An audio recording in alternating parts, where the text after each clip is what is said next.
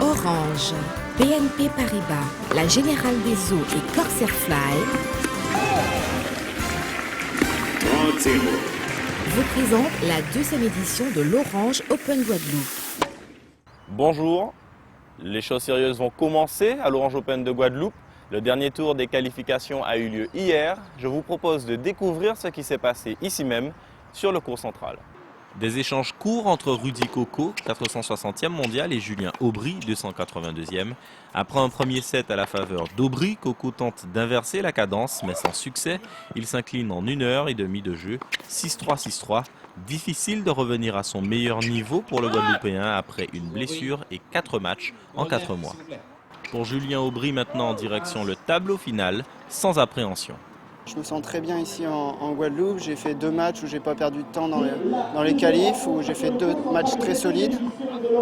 Donc voilà, peu importe qui je vais jouer, je vais essayer de prendre du plaisir et puis d'aller battre de toute façon un joueur mieux classé que moi. Donc j'ai vraiment pas de pression.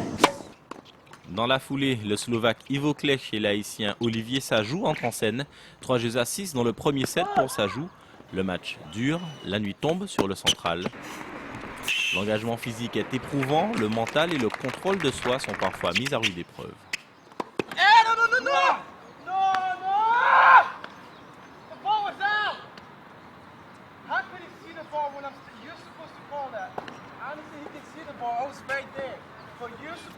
Quoi qu'il ait eu raison sur ce coup, Olivier Sajou s'incline 3-6, 6-3, 6-2. Ivo Klech, 489e ATP, tire sa carte pour le tableau final. Je gagne en 3-7, comme hier. Je suis très content d'avoir passé les qualifications. On a joué de longs sets avec un climat très humide. Au début du match, il y avait beaucoup de soleil, il faisait très chaud. Mon adversaire, lui, il connaît ce genre de conditions. Ça me posait des problèmes à la fin, mais finalement, je m'en suis bien sorti. Ivo Klech, Julien Aubry, mais aussi Daniel Evans et Pierre-Hugues Herbert sont les 4 qualifiés pour le tableau final. Aussi un 5e chanceux, véritable chanceux, en la personne d'Alexander Ward, lucky loser repêché après le désistement de Nicolas Mahut qui souffre du poignet. On écoute justement Nicolas Mahut.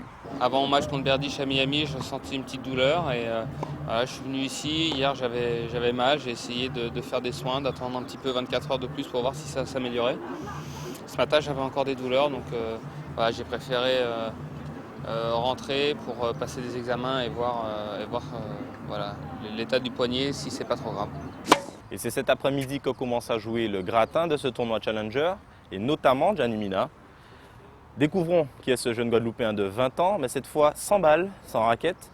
Quittons les cours du stade Lambert-Lambie pour nous rendre dans la cour de la maison de Gianni Mina, tout simplement, où son père et lui nous ont reçus pour vous. J'ai essayé de beaucoup de sports avant le tennis quand même, et puis après j'ai pris ma décision, je ne sais pas comment, pourquoi le tennis. Mais bon, une fois que je me suis mis, ça m'a plu et j'ai essayé de faire tout ce que je pouvais pour aller au plus haut niveau. Et là j'ai atteint un bon niveau, mais il me reste encore un long chemin à parcourir. Mais c'est vrai que je suis assez déterminé, quoi. Je regarde les grands champions déjà, et je trouve que c'est vraiment exceptionnel que tout ce qu'ils font, quoi. Des joueurs comme Federer, Nadal. Et puis moi, ce qui m'intéresse vraiment, c'est de jouer des grands tournois sur des grands cours avec un public qui est au rendez-vous, un stade rempli et de faire des beaux matchs pour le public, quoi. Moi, j'adore cette ambiance.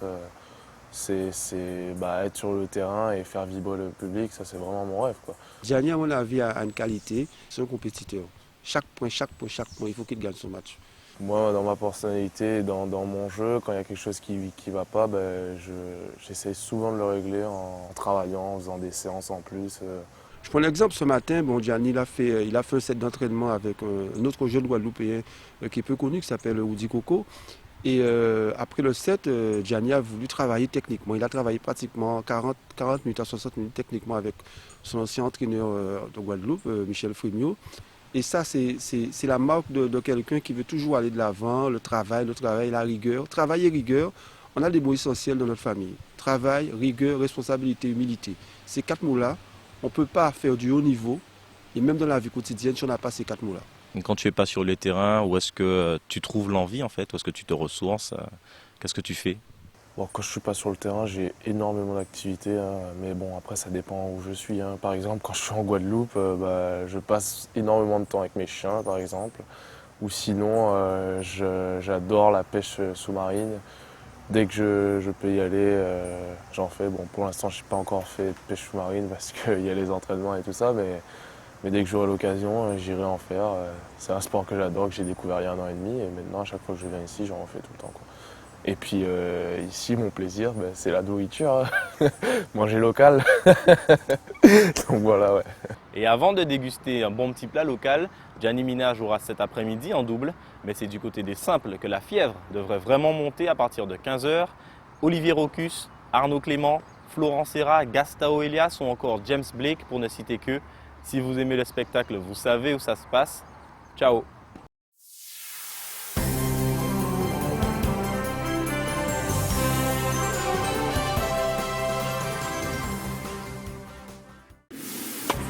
Orange, BNP Paribas, la Générale des Eaux et Corsair Fly 30-0. vous ont présenté la 2e édition de l'Orange Open Guadeloupe.